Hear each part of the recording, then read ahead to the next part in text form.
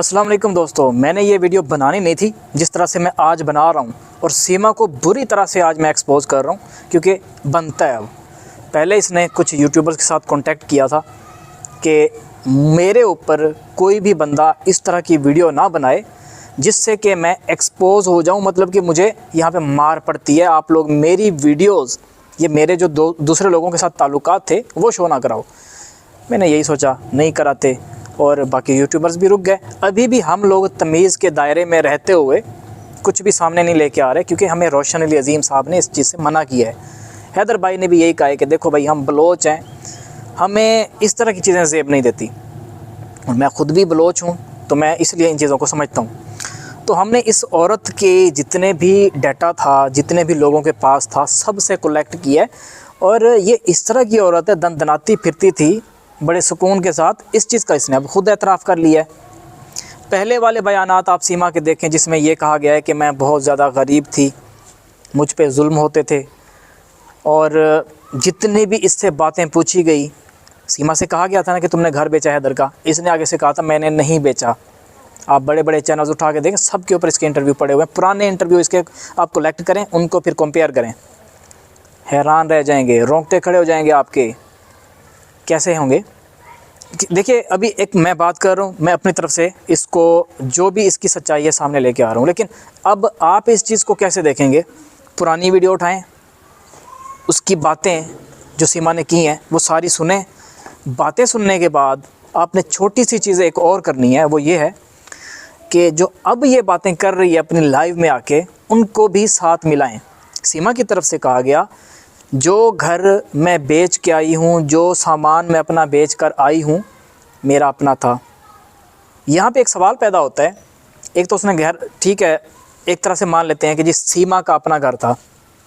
एक औरत ने शुरू में आते साथ ही ये कहा था, मुझ पे जुल्म होते हैं, हैदर जुल्म करता है, मुझे कहीं जाने नहीं देते थे, ठीक है, हर वक्त की पाबंदी थी। फिर सीमा ने घर कैसे बना लिया? किसने इसको पैसे दिए? क्या ये जॉब किया करती थी? मैं अपना घर बेच कर आई थी, ये सीमा ने कहा है ना, आप चेक कर लें, खुद चेक कर लें, ये मैं नहीं कह रहा, सीमा ने खुद कहा है।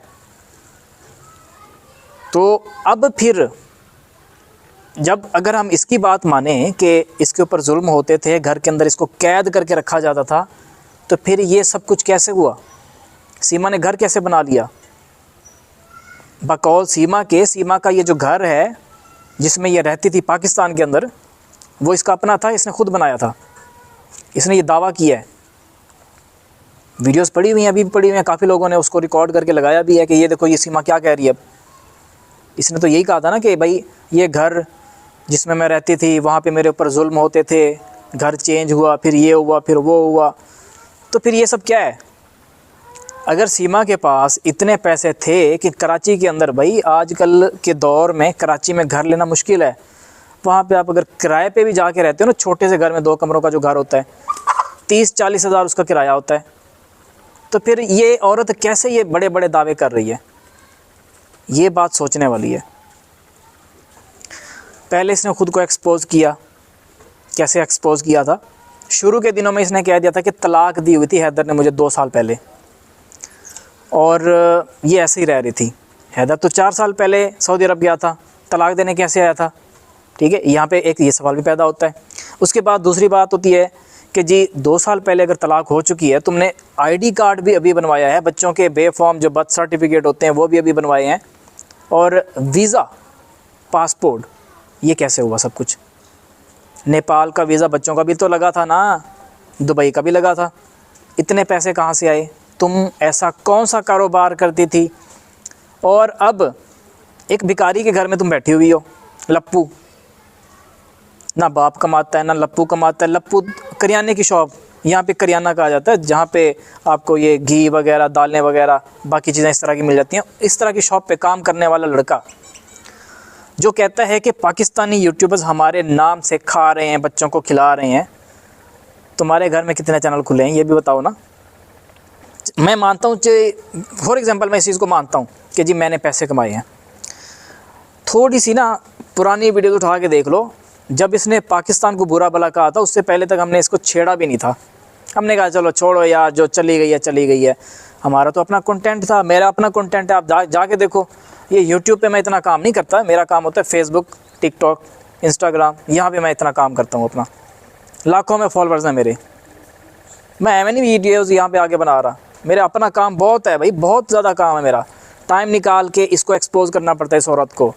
तनवीर अफरोज़, उनका अपना काम है, उनका कारोबार है, बहुत बड़ा कारोबार है उनका।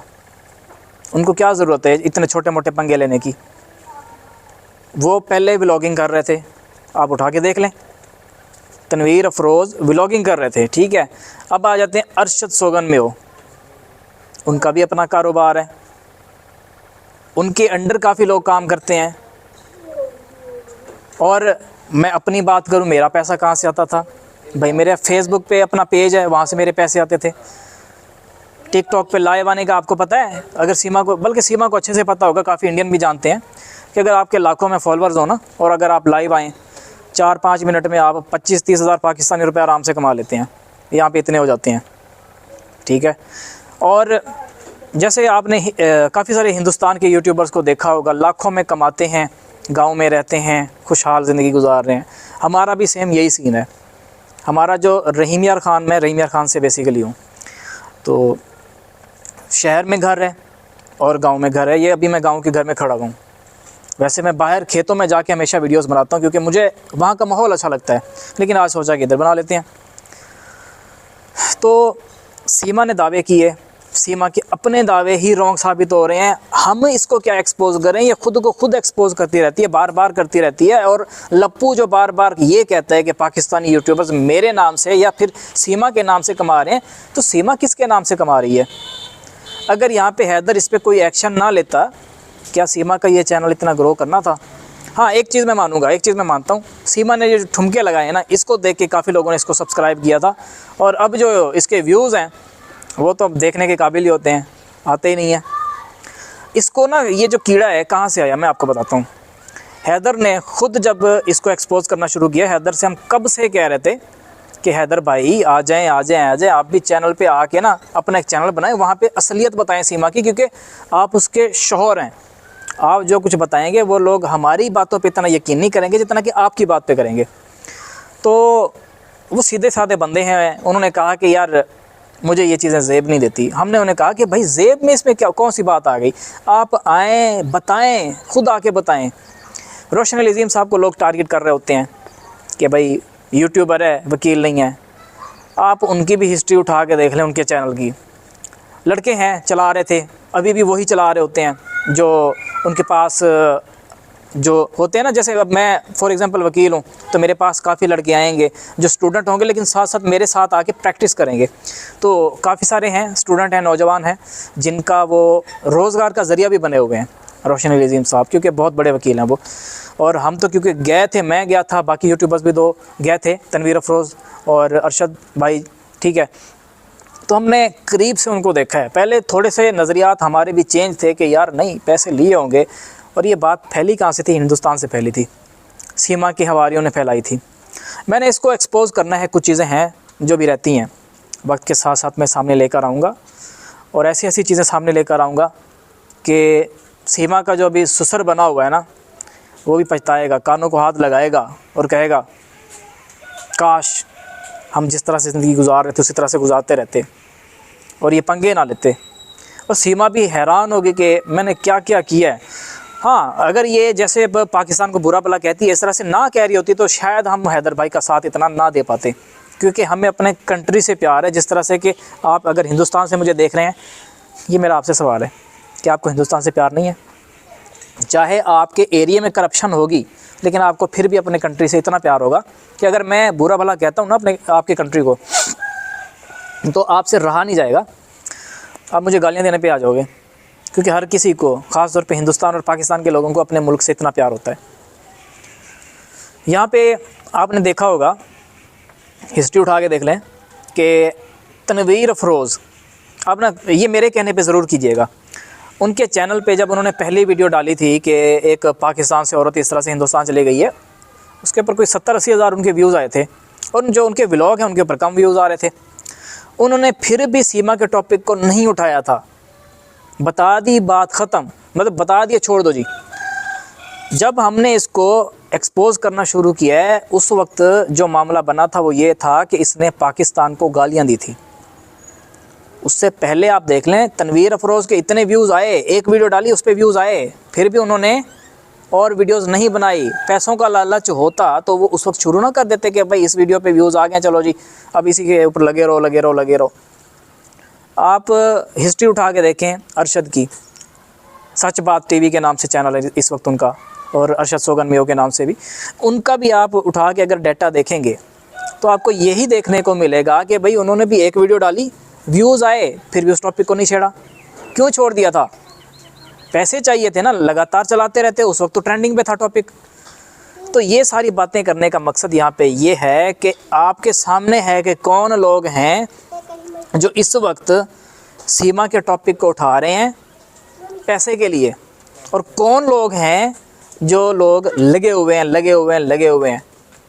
यानी कि कभी इसको कह दिया कि ये बुरा है, कभी इसको कह दिया कि ये वो बुरा है।